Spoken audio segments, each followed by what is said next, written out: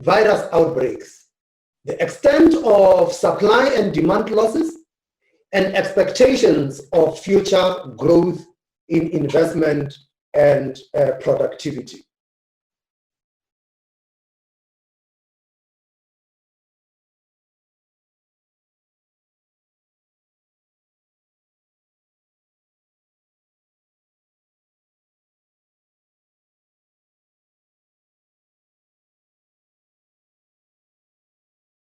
Future global economic prospects.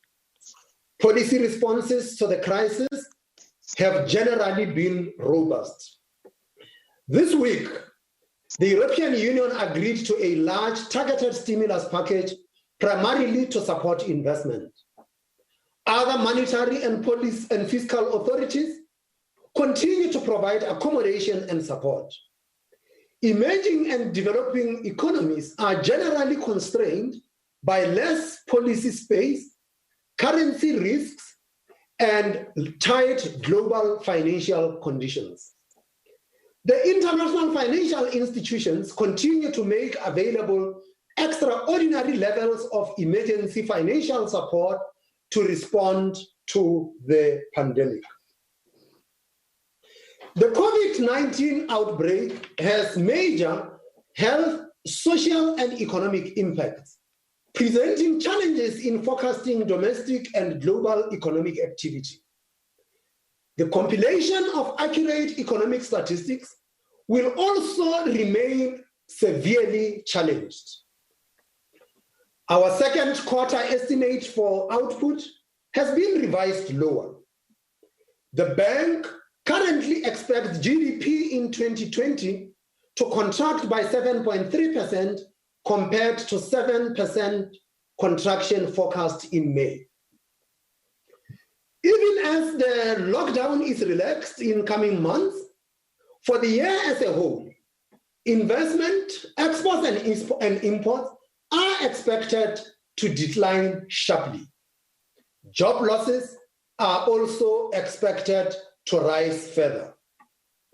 Easing of the lockdown has supported growth in recent weeks, and high-frequency activity indicators show a pickup in spending from extremely low levels. However, getting back to pre-pandemic activity levels will take time. GDP is expected to grow by 3.7% in 2021 and by 2.8% in 2022. South Africa's terms of trade and commodity export prices remain high. While oil prices are generally low, they have increased since the May meeting. The Brent crude oil price is expected to average about $40 per barrel in 2020, rising to $45 per barrel in 2021 and $50 per barrel in 2022. Exceptionally accommodative policies and the relaxation of lockdowns in many advanced economies have supported a partial recovery in global financial markets. However, financing conditions for emerging markets remain uncertain, contributing to currency weakness. The rand has depreciated by 15.2% against the US dollar since January and appreciated by 8.8% since the May meeting of the MPC.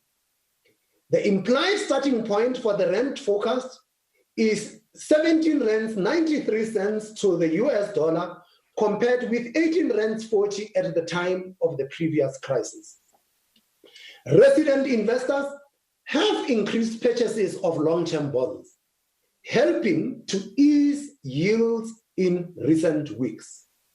However, the yield curve is exceptionally steep, reflecting credit risk associated with high public borrowing needs.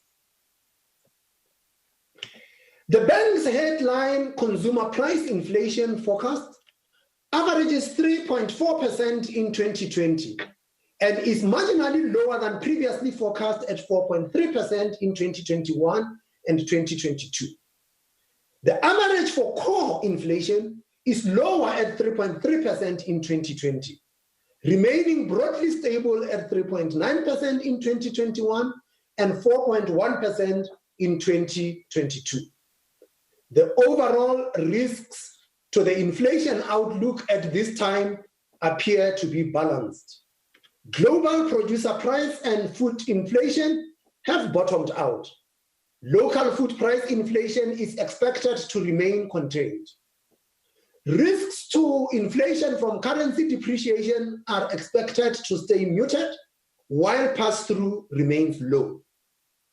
However, electricity and other administered prices are still a concern.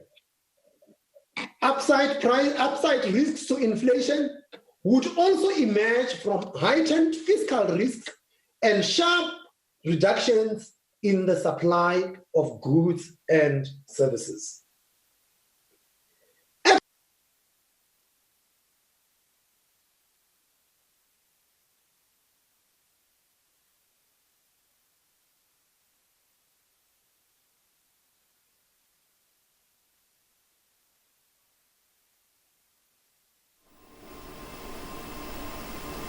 We're hoping to get that link back up again. Apologies for that break in transmission. Of course, there the Reserve Bank governor just highlighting a few issues when it comes to the decisions to be made then when it comes to the interest rate decision. Let's cross back to it live now, and hopefully that feed will stay for us.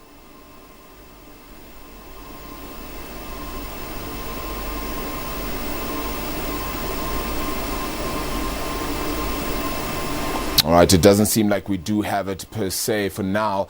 We do have a few numbers, of course, coming through. The Reserve Bank now expecting 7.3% contraction in South Africa's economy for this year. That's previously, of course, around 7% is what they expected for 2020. 2021, though, may see growth of 3.7%, according to the South African Reserve Bank, that moderating to around 2.8% in 2022. Both those figures would certainly still mark a very good improvement for South Africa's economy then. The oil price expectations of around $30 a barrel in 2020, around $50 a barrel then in 2022. There were rand depreciated 15.2%, particularly since January is where the South African Reserve Bank sees things faring. So things have, however, marginally improved since the last meeting, of course, with the rand sitting at around 16 odd against that US dollar mark. Inflation, though, expected to average around 3.4% for 2020, with core inflation at around 3.2%.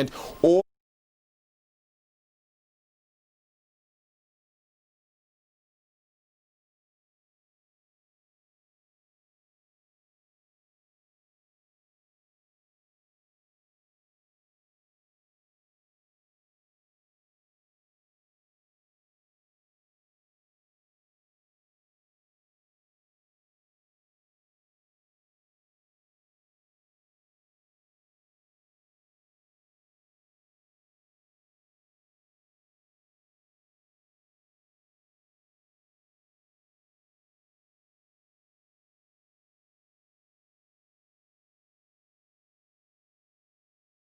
requirements on banks and has taken important steps, to ensure adequate liquidity in domestic markets.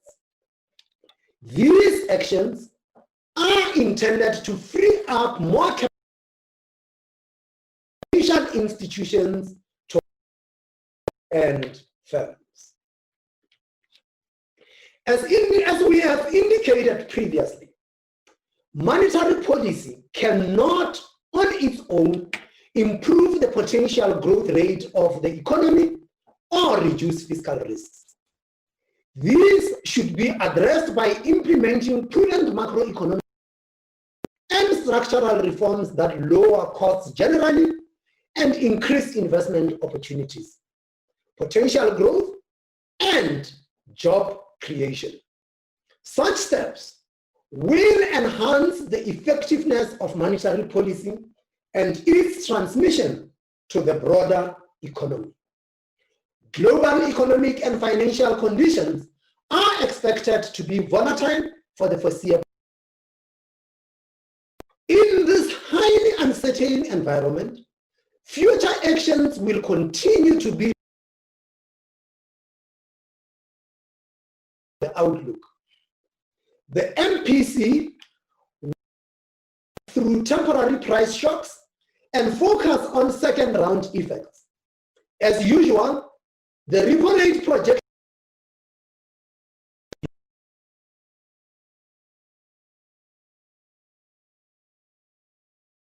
in response to new data and risks.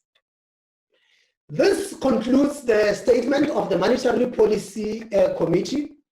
And at this stage, we would then open up for questions. And as usual, please do identify yourself and the media house that you represent, and then we will then make sure that your questions are responded to. You can, of course, also use the chat function on the Zoom. And if you would like to raise your hand, you can use your electronic hand, and then we will take your question.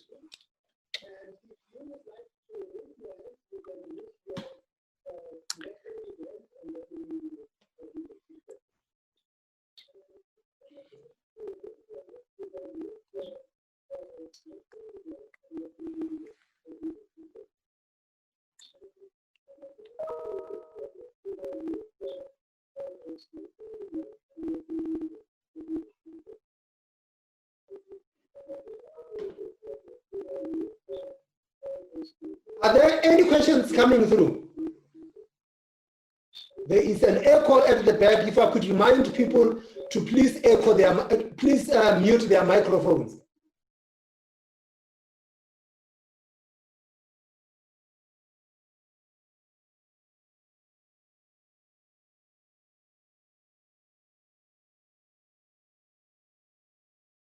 General, you are recognized even if you don't know how to raise your hand.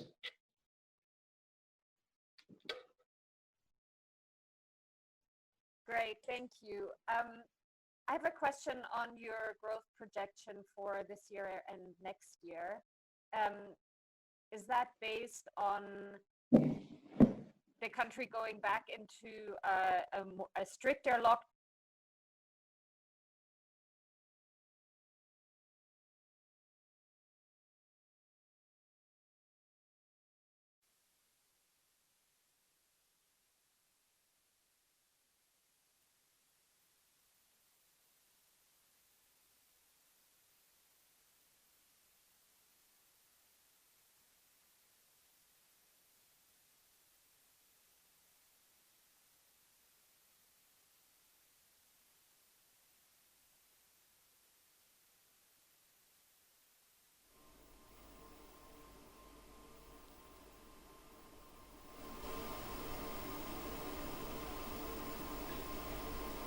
All right, we are trying to get a little bit more clarity. Unfortunately, technology playing a few gremlins with us, unfortunately, at this point in time then. So hopefully we'll be able to get you a little bit more when it comes to that discussion by the South African Reserve Bank then. Unfortunately, here getting a few issues then at this point. The bank, of course, saying that they expect GDP to contract, as I said, by 7.3%. And hopefully that will stabilize at some point soon as well. Let's try to go back to that crossing, and hopefully technology will stay with us this time. The International Monetary Fund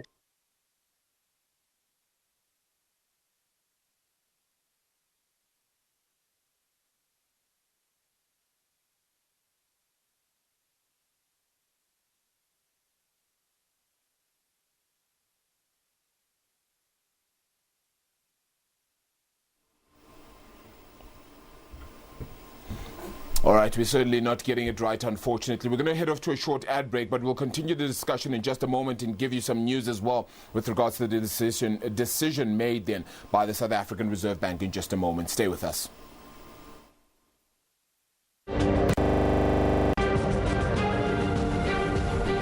Certain goods and services that were generally not available. So if the goods were not available, what would you say the price would have been? So an imputation had to be made in terms of that.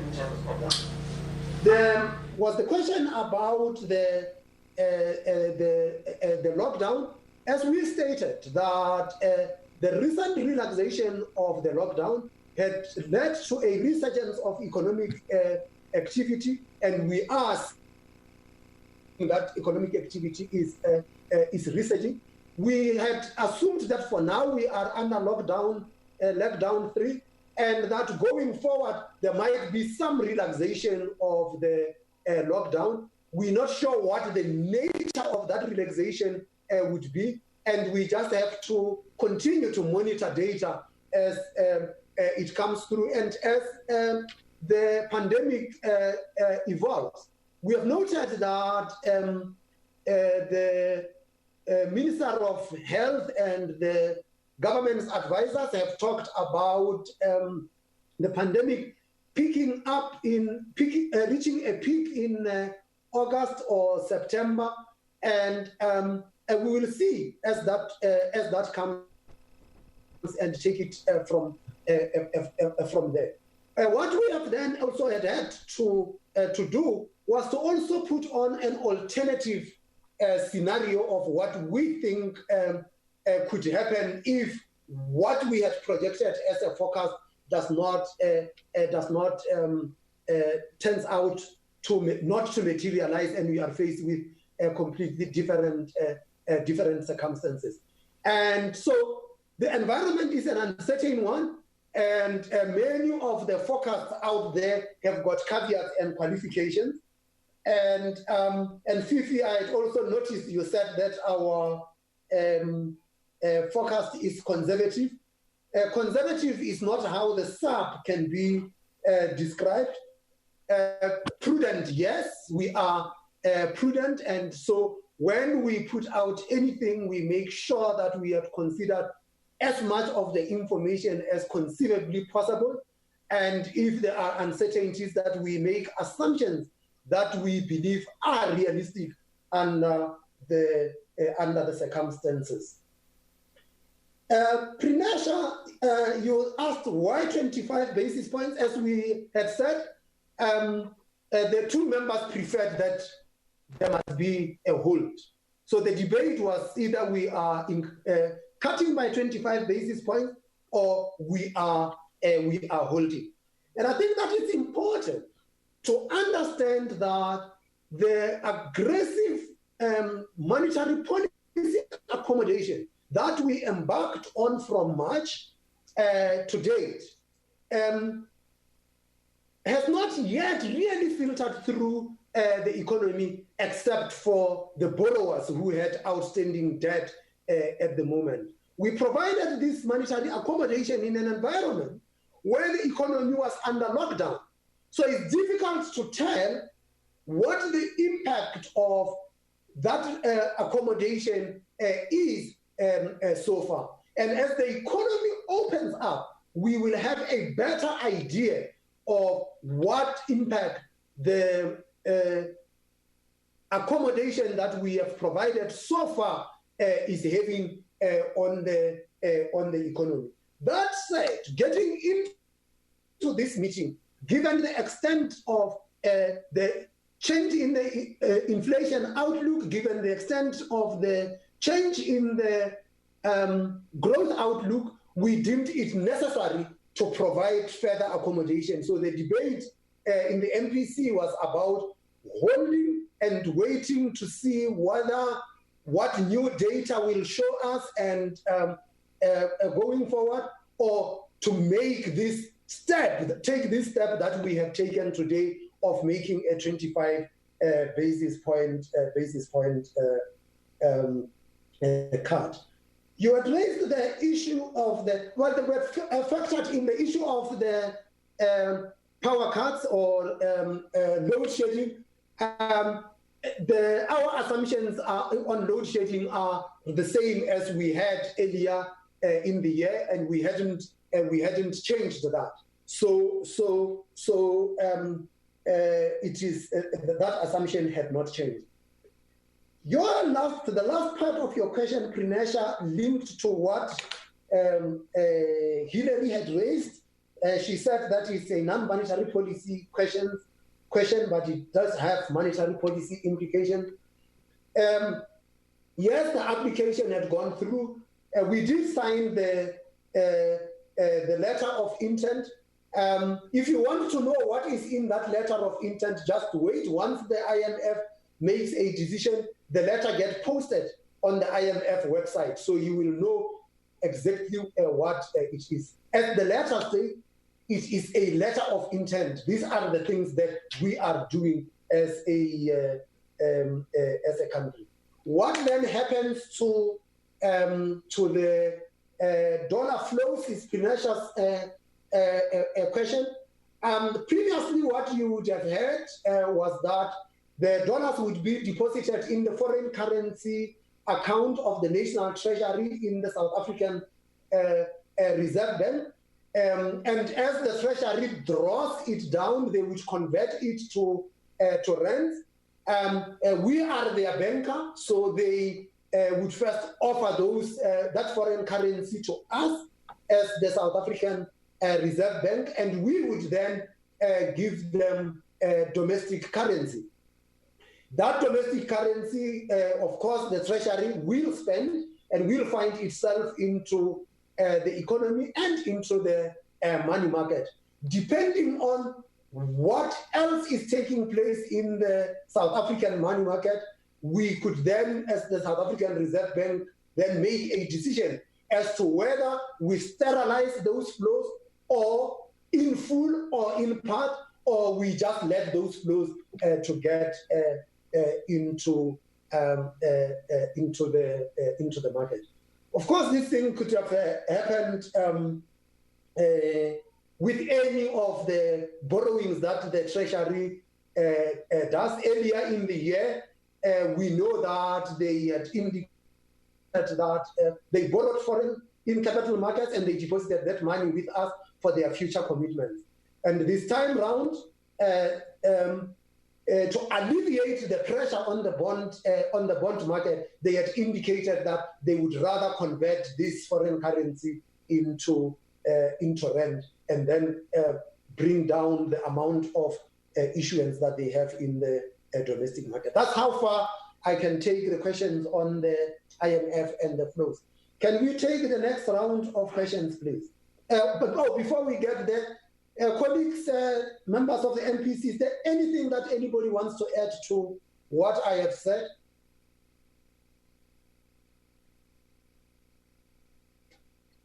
Well, if there isn't, shall we then have more questions? I see Lukayo Mnyanda. I don't know. Yes, I see.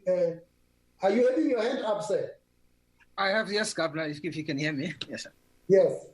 Good afternoon, Governor. Good afternoon, other members of the MPC. Thank you for the opportunity to ask the question. Governor, first, I wanted to ask a slightly technical question on the QPM. There's always a bit of confusion about this every meeting.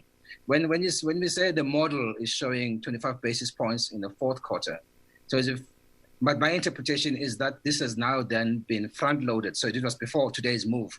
So i.e., then would it be fair to say that the model is showing no more moves for the rest of the year so far, even though you might change your mind in the next meeting or whatever. But what you can take from now is that basically the cycle is finished for now. That's my first question. And obviously, I don't know how you'd respond to questions around that, whether or not maybe the bank should be a bit proactive, a bit more ambitious, considering the dire economic outlook. But I also want to just ask on the bond question. I know you mentioned specifically that the resident inflows had improved. And I was wondering whether that meant foreigners were still pulling out.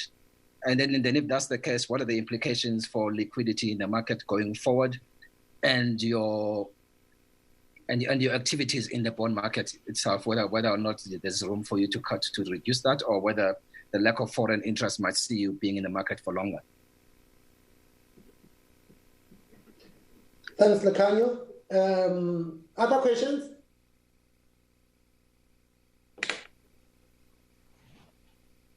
I don't see any. Oh, Governor, it's Fifi again.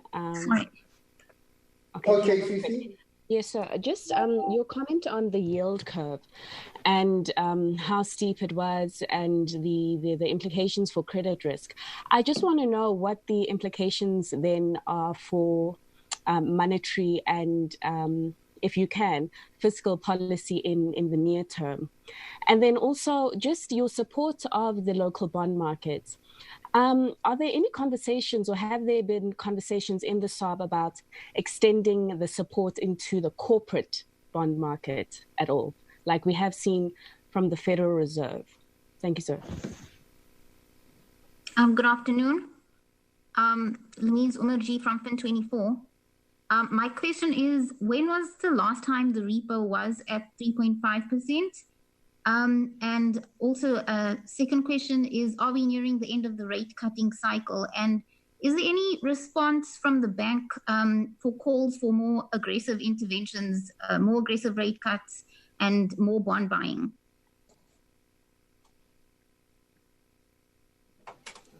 Hello. Yes, Mfuneko. Good day, Governor, and good day to the other MPC members. I do have a couple of questions. The first is, what is the future of the bank's bond buying program? Does it still remain in place as is? And how much more space does the bank have on its balance sheet to take on more bonds? And are you able to give us an indication of how long the bond buying program will last, and whether or not the MPC deems that program to have been effective? My second question is also about the steepening of the bond curve. I'm just asking, what do you see to be the significance of that? And are you concerned that perhaps the take-up of local debt is disproportionately tilted towards local investors rather than international investors, and whether or not you feel that is a result of previous MPC decisions to lower the rate and the impact that has had on the yield differential. And then a last question is, would you say that we are in a deflationary period yet, or are we approaching one? And if so, what are the implications for the future monetary policy decisions if we are in a deflationary period? Thanks. Okay, can we take, I think this is a plate full already. Let's start with Lucanio's question about the 25 basis points, and I would then link it back to Lami's question. Yes, the QPM was forecasting a rate cut of 25 basis points in the fourth quarter of this year. We had front-loaded it. Now, this is done for the purpose of this MPC. But Lamis is asking a question about whether we could have acted more aggressively. And I'm saying, in the January meeting, we front-loaded the 25 basis points that was supposed to have taken place. In the March meeting, the QPM was projecting that we would be cutting rates by 75 basis points over the period. We decided to front-load the 100 basis points. Extended the lockdown period.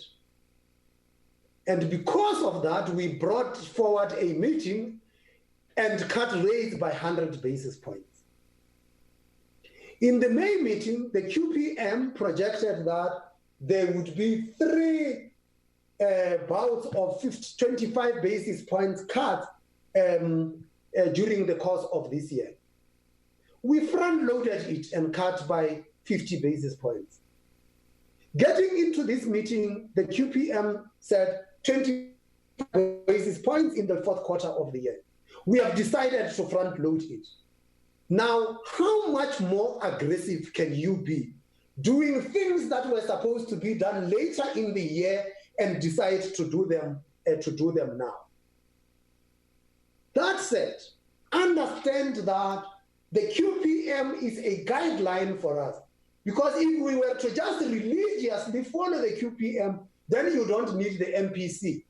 We would just program the QPM, spew out what must be the policy action that gets taken. Then you do not need to employ people in the MPC to make these decisions in the MPC. But the QPM is a very important input in the MPC decision-making process. So, Lekanyo, we have brought forward the 25 basis points. And as we said, that we will continue to be data-dependent going forward. As data comes out and we understand better what else is going on in this economy, we will assess the data as it comes, and we will take appropriate decisions. The foreign inflows, we have seen the return of the foreigners, and it's not because South Africa did something spectacular to attract the foreigners back, but it is a combination of push and pull factors. One is that the monetary policy in the advanced economies has been loose for some time and continued to be so through asset purchases. That excess liquidity in the advanced economies has to find a place somewhere. And given that bond yields in many of the emerging market economies are still attractive, the money gets attracted by these bond yields, and South Africa also attracted this. There is a difference, though, for South Africa this time round compared to South Africa in 2009, 10, 11, and 12. The difference is that during that period, we were a high-grade issuer as a country. In other words, we had high investment grade. That is no longer the case. And by 2012, we got included in the World Government Bond Index, which then meant that an index tracking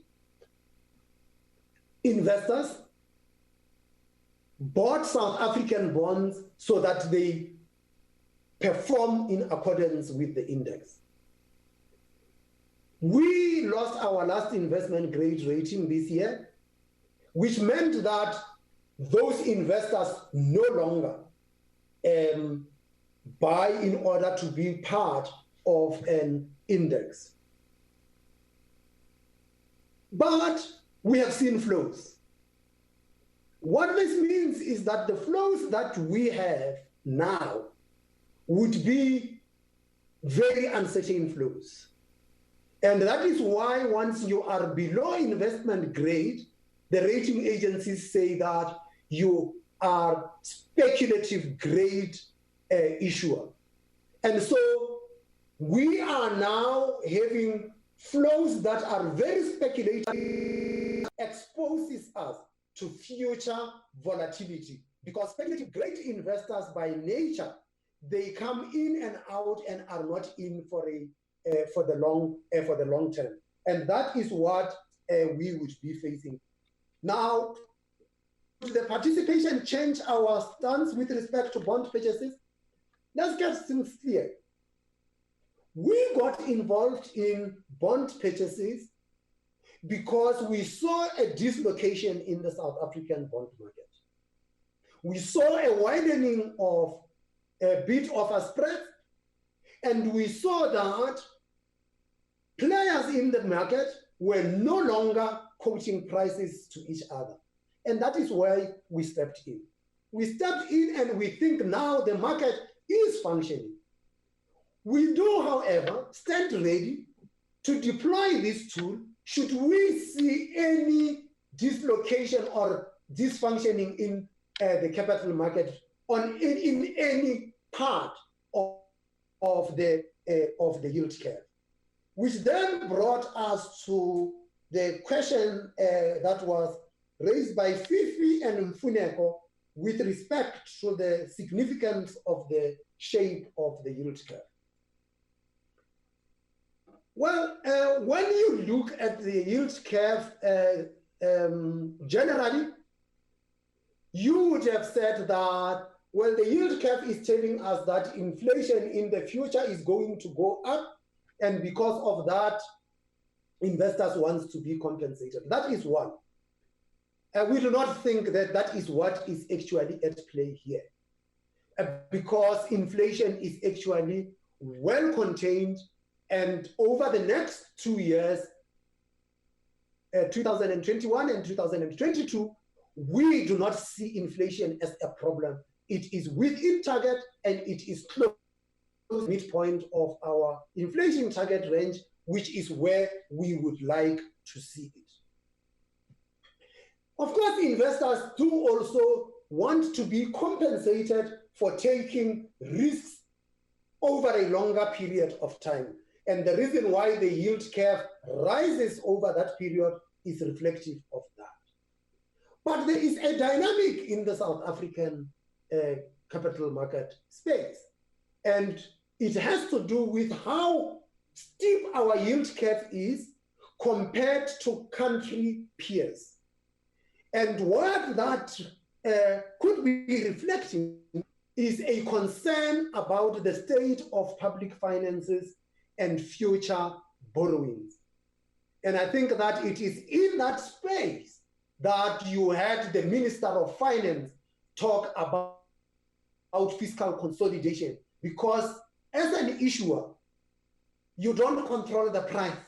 The only thing you control is the quantity that you borrow. And if you would like to then see lower borrowing costs in the future, you have got to contain the borrowing. And that is the job of the ladies and gentlemen down the road at the national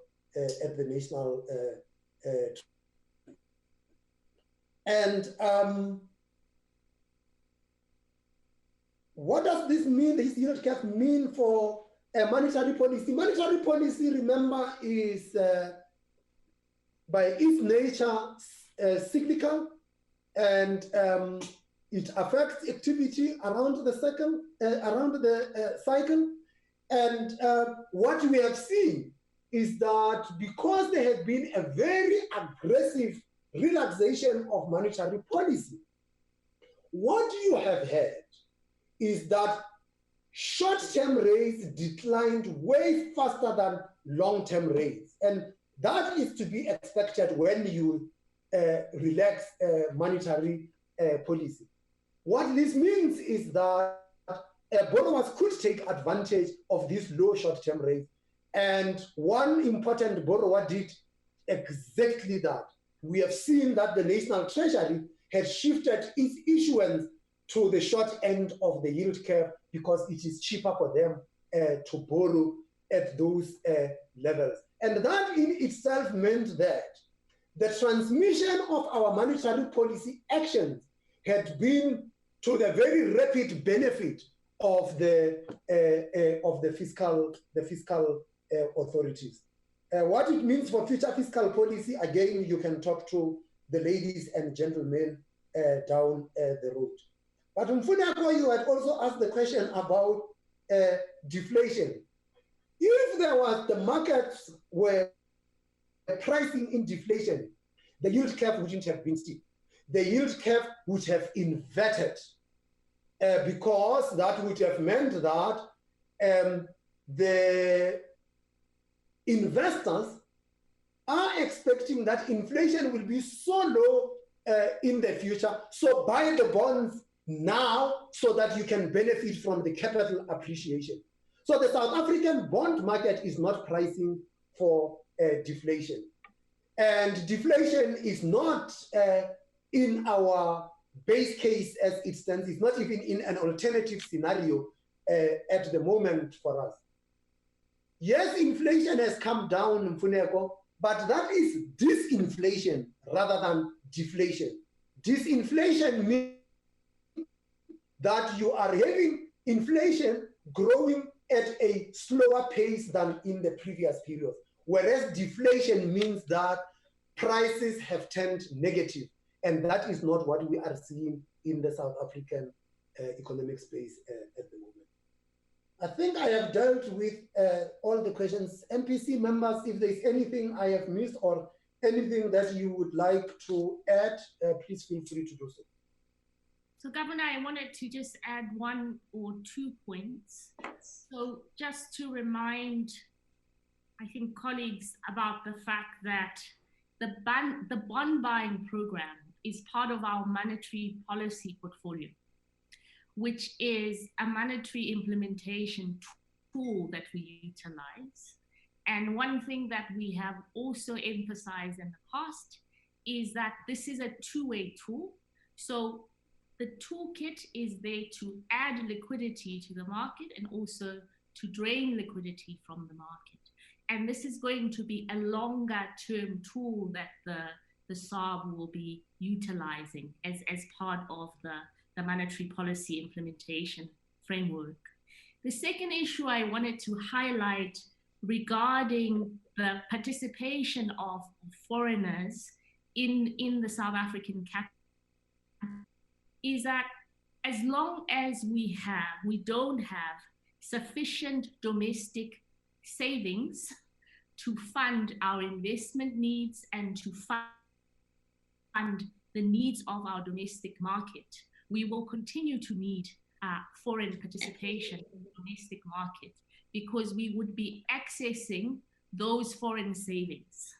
So if we do not have sufficient savings in the domestic market to fund the needs of both government and the corporate sector, it's going to be quite important that in the future we continue to have foreign investors. Otherwise, if we have one of the players taking up all of the national savings, we will end up with a crowding out of another player. So if, for example, government were to access all of the national savings, then it would mean there is not sufficient capital for corporate investors. Thanks, Governor. I don't know if we answered Fifi's question about corporate bonds. Did we answer that? No. I actually wanted okay. So from the governor. Yeah, thank you. So let me talk about that quickly, Fifi. So the instruments that we consider in our participation as a SARB in the bond market, if you will recall, was to restore market functioning. And the reason why we are buying government bonds is to restore functioning in the government bond market because it is the largest bond market in the country.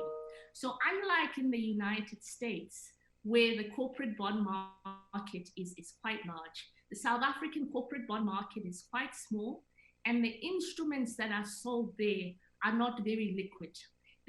Some of them are private placements, and some of the instruments are bought and held by the banks. So if you have an instrument like that, that's not very liquid. When you buy it as a central bank, as part of your portfolio, then you have challenges in terms of how you can utilize that instrument in the way that I described earlier to add liquidity to the market and to drain liquidity to the market. So we have had discussions with corporate treasurers and with various market participants about this issue. But at this stage, our corporate bond market is not at that level of maturity. Thank you. Thank you. And then Lamis asked a question about when was the repo rate this low. The current repo system was introduced in 1998. And as of the May meeting, the repo rate was at its lowest since the system was introduced. So what we have done today is that we have taken it even lower than that. Okay, any other questions? Governor, there's one question from Miriam Isa on the chat line. Maybe I can answer it. Deal with it then, sir.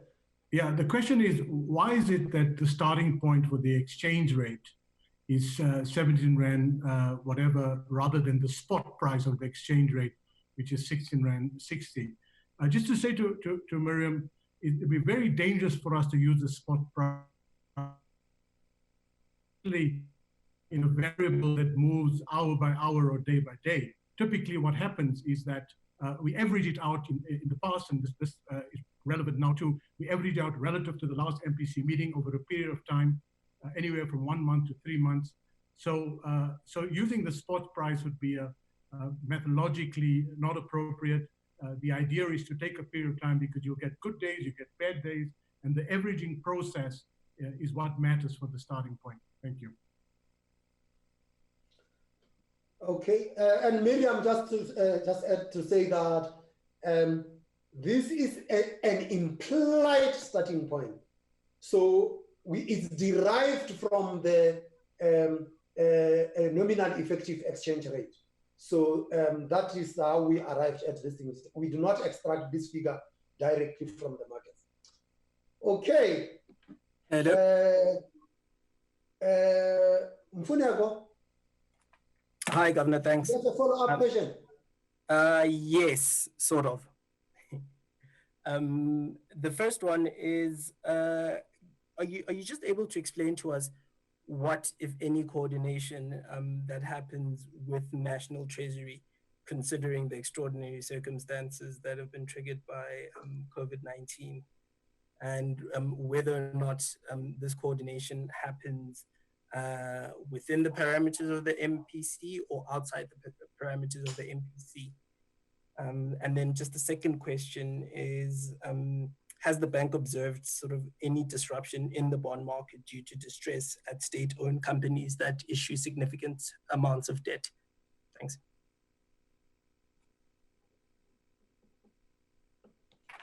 Okay, so that was the last question. Okay, thank you very much, Mfuneko. Prinesha, you have another question? Yes, Governor, I just wanted to clarify.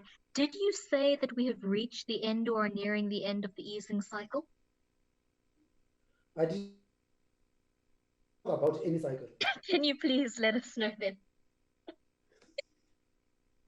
I will leave that to Rashad. And sorry, so just one last from me, just to add to Mfuneko's point about SOE bonds, particularly the distressed ones, the conversations there then that the SARB is having to potentially support those. Are such talks taking place? Thanks, sir. Okay, Rashad, shall we start with you and the cycle? Yeah, thank you very much, Governor. Look, it goes back to Lucanio's question. There's the question of what the model says, and the model says. We're not really talking of a cycle. We've been saying repeatedly that the numbers are incredibly uncertain.